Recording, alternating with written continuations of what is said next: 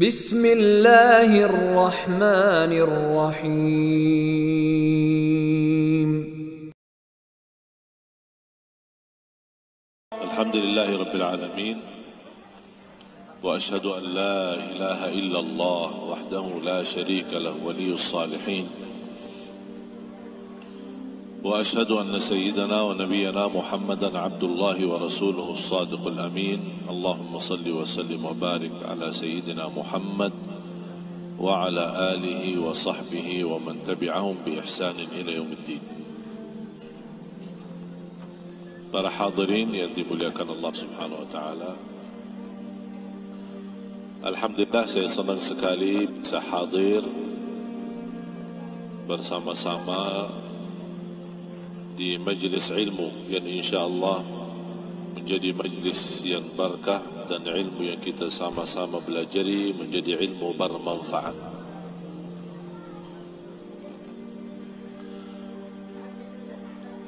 Sebenarnya dalam kehidupan kita banyak yang tersia-sia.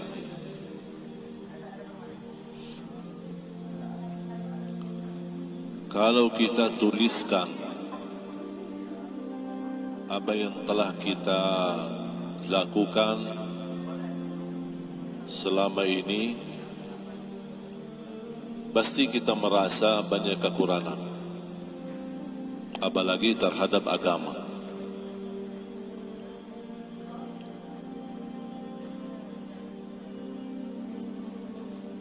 Nampaknya berat kalau kita menuliskan sehari-hari kita, apa yang telah kita lakukan dalam kebaikan maupun dalam dosa dan maksiat. Kita malas menulis atau tidak memperhatikan untuk menulis, atau buat apa untuk menulis. Tapi ada malaikat yang tidak pernah lupa menuliskan segala apa yang kita buat, baik maupun buruk, taat maupun maksiat, semua tertulis.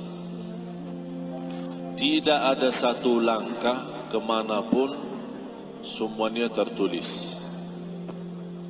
Langkah-langkah menuju ke tempat ibadah, tertulis langkah-langkah itu ibadah. Langkah-langkah ke tempat maksiat, bukan hanya maksiatnya yang tertulis, tapi langkah-langkah itu dianggap sebagai langkah maksiat.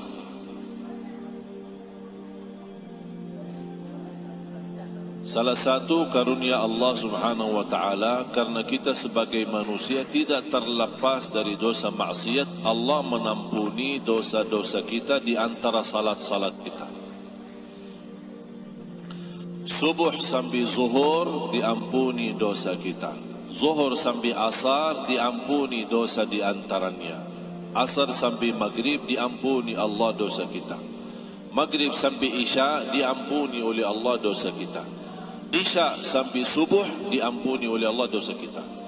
Jangankan di antara salat diampuni dosa dan kesalahan kita, Jumaat sampai hari Jumaat yang akan datang diampuni di antaranya dosa-dosa kita. Dan selalu saya berkata, berapapun dosa kita, sebanyak apapun dosa kita, jangan sekali-kali tinggalkan salat. Bu, sehat ya? Jangan sekali-kali tinggalkan salat. Mengapa? Karena salat itu termasuk ibadah yang menjaminkan kita selalu mendapatkan ampunan. Wassalatu ila as-salah wal jumu'atu ila al-jumu'ah mukaffiratun lima bainahun. Antara salat, antara dua Jumat diampuni dosa kita.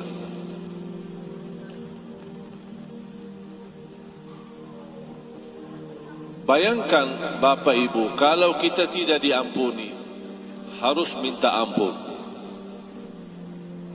Betapa banyak dosa yang kita lupakan, berapa banyak dosa yang kita abaikan. Bahkan ada perbuatan yang kita lakukan belum kita merasa itu dosa, padahal di sisi Allah itu dosa. Dosa kecil, dosa besar, apalagi dosa kecil, sehari-hari kita tidak terlepas dari dosa kecil. Mata melihat, tangan menambil, telinga mendengar, kaki berlangkah. Ini semua bisa terjadi banyak dosa-dosa kecil.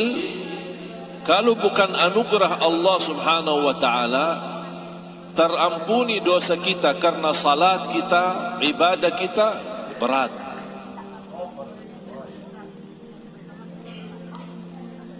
Makanya apapun yang terjadi, jangan tinggalkan salat.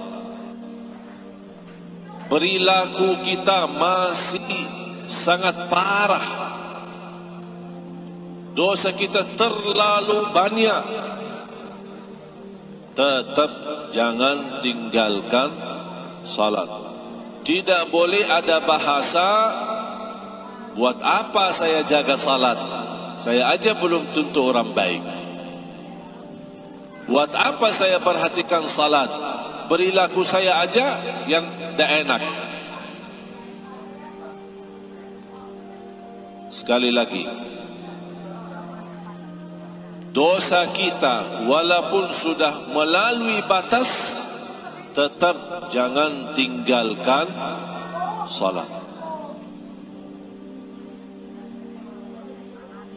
Karena salat itu termasuk kesempatan untuk diampuni dosa kita. Artinya, dosa-dosa yang sehari-hari kita lakukan, kita lupa memohon ampun, lupa taubat, atau kita tidak sadar yang kita lakukan itu dosa, otomatis karena kita menjaga salat, otomatis Allah ampuni dosa tersebut.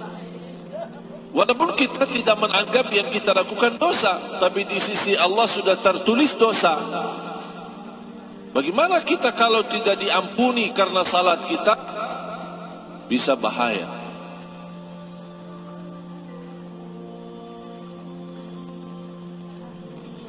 Gunung besar mulai dari batu kecil.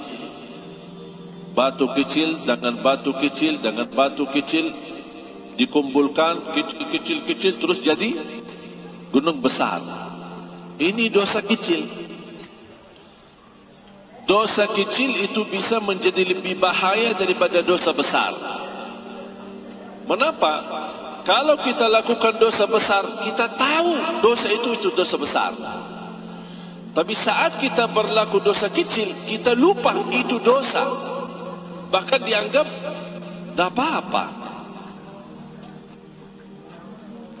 Disitulah bahayanya dosa kecil. Makanya ada satu kaidah, la saghirata ma'al israr wa la kabirata ma'al istighfar. Tidak ada dosa kecil kalau sering dilakukan. Kalau sering dilakukan dosa kecil jadi besar di hukum Islam.